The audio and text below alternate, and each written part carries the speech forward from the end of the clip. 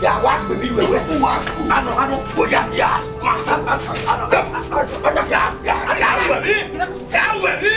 mana to me kai fi me no so do iyo ni rio pa no si me nda we obiana idege egbe on bo aso yi na we mo se be gbe ma e no pa ma de we ma na we han do re kaka na pe na gbo e ba kina gbo kaka na gbo ya na di bai ona e kwefwa your papa not tell you say you win in mene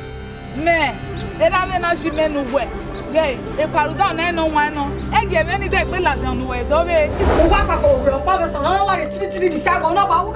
ri e ba o pa me so ma be ni le met na to mo se me right from the very first day they knew it, you know, it's pretty mahu or even with body and I can tell you yeah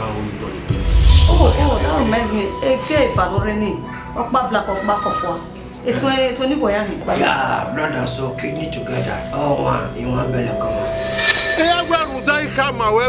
ihe ya ri otinya no ko they call the retro eye e mo bodu gba yes so we en afia mo omo ni wo ye die ana omo ni wo ye die ma je even ni omo ni ja omo ni we bi ro luku date na bia ya omo luku date o wa yiro e go na ko no wi e le mu do ge e no ye mu e no a o mu fo because when they can wa je ni igwalo no wa ya to ken ya we mu fo no na me carry you be born for brother Jesus help